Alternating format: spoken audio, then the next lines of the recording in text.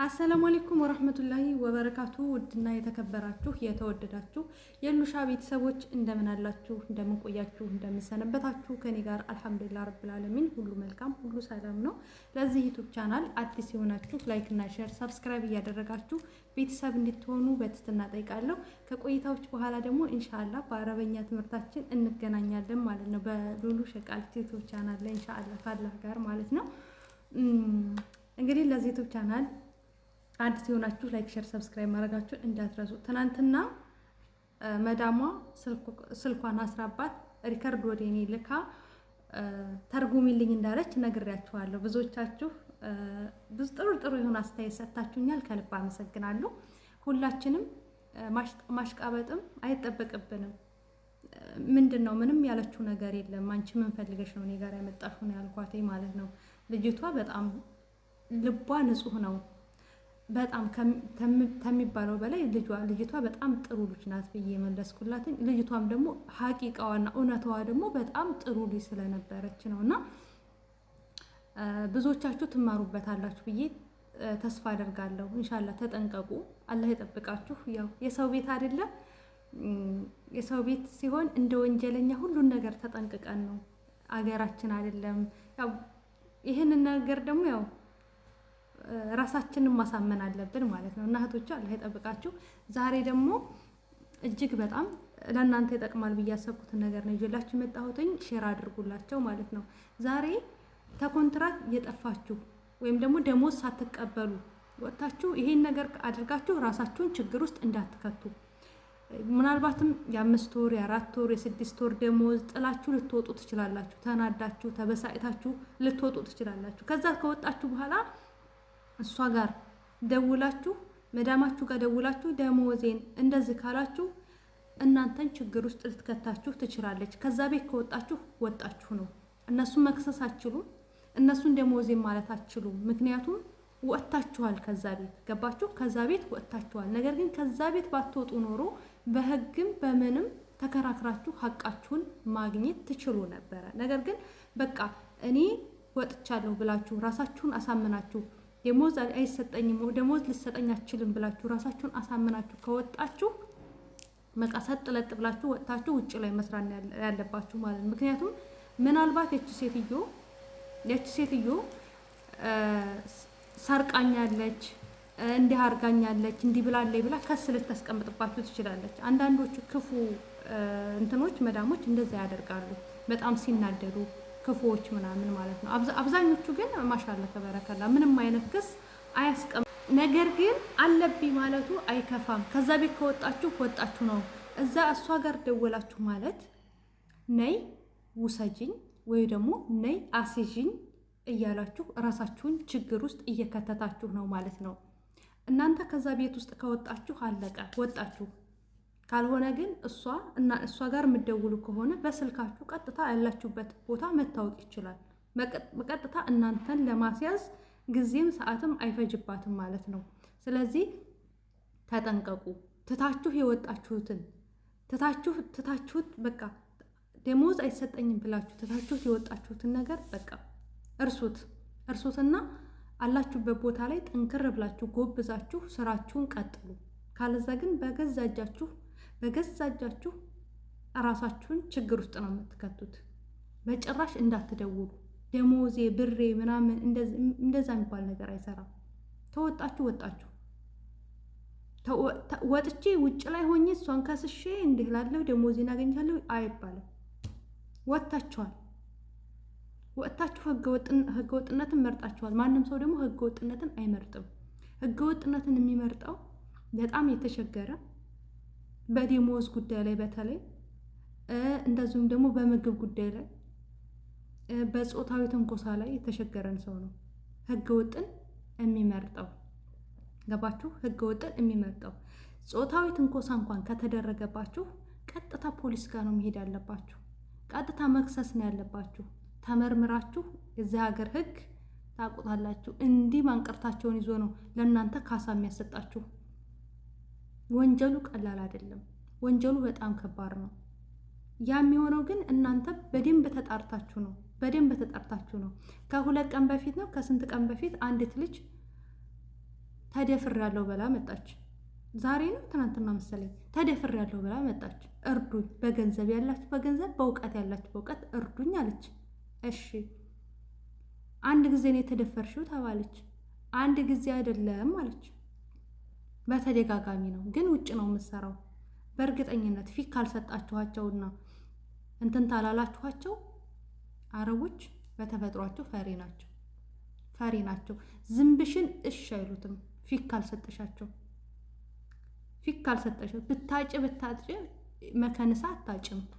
አንድ ቀን እንዲህ ብለሽ ታፈጠሽባቸው ድርሽ አይሉም። አንቺ ጋር ድርሽ አይሉም።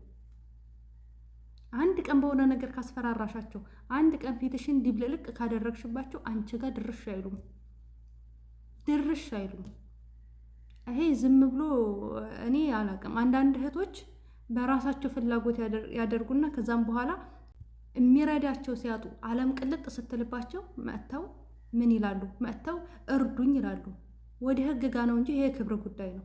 እንደዚህ አይነት ነገር ካጋጠማችሁ ይሄ የክብር ጉዳይ ነው፣ የገንዘብ ጉዳይ አይደለም፣ የምንም ጉዳይ አይደለም። ይሄ የምን ጉዳይ ነው? የክብር ጉዳይ ነው። ቀጥታ ሄዳችሁ በህግ ነው ልትዳኙ የሚገባው። ቀጥታ ሄዳችሁ መረጃ ካላችሁ መረጃችሁን ይዛችሁ ተመርመራችሁ ቀጥታ ሄዳችሁ ከህግ ጋር ነው መጋፈጥ ያለብሽ። ይሄ እዚህ ጋር ህገ ወጥ ነሽ፣ በህገ ወጥነትሽ በሌላ መንገድ ወደ ሀገርሽ ሊጨምሩሽ ይችላሉ። ይሄ ግን ሰብአዊነት ነው፣ ሰውነትሽ ነው የሚያስፈልገው እዛ ጋር ማለት ነው እንጂ በቃ እንዲኮንኩኝ እንዲረዱኝ እፈልጋለሁ። የኢትዮጵያ ህዝብ ብዙ ችግር አለበት፣ በጣም ብዙ ችግር አለበት። ፈልገው ያደረጉ እህቶችን የመርዳት ህጉም የመርዳት ፍላጎት የለውም፣ አይረዳችሁም። ፈልጋችሁ ላደረጋችሁ ወዳችሁ ላደረጋችሁ ነገር ህግ ምን አገባው? ፈልገሽ ወደሽ ላደረግሽው ነገር ሚስቱ የ80 ሚስቱ ከሆንሽ አዎ መብት አለሽ፣ ከሰሽ የፈለግሽውን ታደርጋለሽ። ነገር ግን ፈልጋችሁ ላደረጋችሁ ፈልጋችሁ እንትን ላላችሁ ነገር ይቅርታ ማለሽ ሚስቱ አይደለሽም። ሚስቱ ስትሆኚ ነው አንቺ እሱን የመክሰስም የሞራል ካሳ የመጠየቅም ስትደፈሪ መረጃ ሲኖርሽ ህጉ የመክሰስም የሞራል ካሳ የማግኘትም መብት አለሽ። እንደዚች ጨርቅሽን ከነካ ይሄ አለሽ። ዝም ብላችሁ ግን ህግ ጋር መሄድ እያለ በክብር ጉዳይ እኔ በክብር ጉዳይ አልደራደርም፣ ይቅርታችሁን።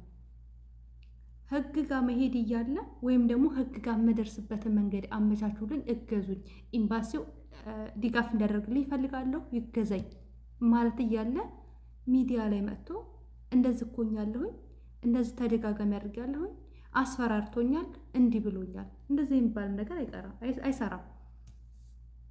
ልጅቷ ውጭ ነው የምትሰራው እና ስለዚህ በዚህ መንገድም እህቶች ሊወጡ ይችላሉ በሚለው ነው ይሄንን ያነሳሁት።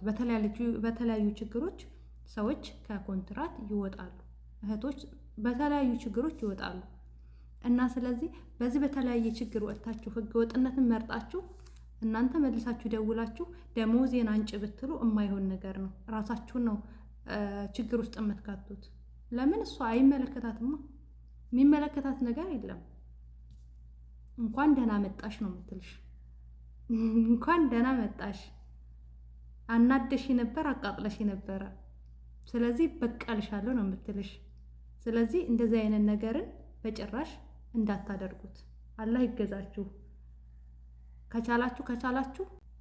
ከቻላችሁ ሊቨር ኦፊስም ደውላችሁ ምንም ብላችሁ እዛ ሆናችሁ ነው ሀቃችሁን መቀበል ያለባችሁ።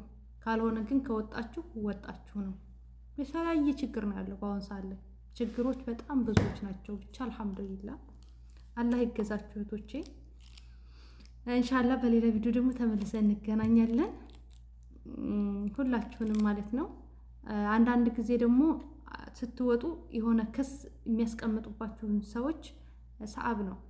ነገር ግን እናንተ ክስ የሚባለው ነገር እነሱ እናንተን ለልክ ምናምን እልክ ይዟቸው ምናምን ነገር እንትን ይሉካችሁ ይችላሉ፣ ክስ ሊያስቀምጡበት። ለምሳሌ አሁን ወርቅ ዘርፋኛለች እንደዚህ ዘርፋኛለች ካለች አሻራ የሚባል ነገር አለ።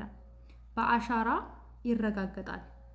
እናንተ እንዳልነካችሁ እንዳልወሰዳችሁ ህጉ ራሱ በአሻራ ያረጋግጣል፣ በእጅ አሻራችሁ ማለት ነው። ግን እነሱ ያው ሰው አይደለ እንደ ሰው የሆነ እንናደዳለን፣ እልክ ውስጥ እንገባለን። ያ እልክ ያ ንዴት እነዛን ሰዎች እንድንበቀል መበቀልን ሲፈልጉ አንዳንድ መዳሞች መበቀል ሲፈልጉ ምን ያደርጋሉ? ላፕቶፕ ሰርቃኛለች፣ ልብስ ሰርቃኛለች፣ እንደዚህ አድርጋኛለች ብለው ምን ያደርጋሉ? ክስ ያስቀምጣሉ። ክስ ሲያስቀምጡ ደግሞ የዚህ ሀገር መንግስት ማሻላ ተበረከላ ዝም ብሎ አይደለም ወስዳለች ብሎ አይደለም በዳፈነው ወንጀለኛ የሚያደርጋችሁ አይደለም።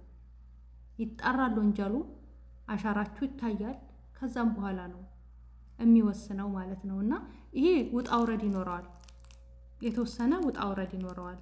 እና አላህ ይገዛችሁ እህቶቼ፣ አላህ ይገዛችሁ ያ ረቢ። ከክፉ ነገር ሁሉ አላህ ይጠብቃችሁ። በአሁን ሰዓት ላይ ወላሂ ስራ መጥፋቱ፣ ሰላም መጥፋቱ በሀገራችን ብዙ ስቃይና መከራን ብዙ ዋጋን እንድንከፍል እያደረገን ነው። ብቻ ግን አልሐምዱሊላህ አላህ የተሻለ ነገር እስከሚያመጣ ድረስ ዱዓ አድርጉ፣ በዱዓ ታገሱ። ሀገራችንን ሰላም ያድርግልን። መጠየቅ የምትፈልጉትን ጥያቄ ጠይቁ። ኢንሻአላህ ቪዲዮ ሰርቻለሁ በሉሉ ሸቃሊት ላይ ግን ልለቀው አልቻልኩም። ቆይ ዛሬ፣ ቆይ ነገ፣ ቆይ እንደዚህ እያልኩኝ ልለቀው አልቻልኩም። ኢንሻአላህ ይሳካልኛል ብዬ ተስፋ አረጋለሁ። ከደቂቃዎች በኋላ ኢንሻአላህ ቢዝኒላህ እንትንላለሁ እለቅላችኋለሁ ማለት ነው። እስከዛው ድረስ ሉሉ ዩቲዩብ ቻናልን ላይክ እና ሼር ሰብስክራይብ እያደረጋችሁ ቤተሰብ እንድትሆኑ በትህትና ጠይቃለሁኝ። ባይ ባይ።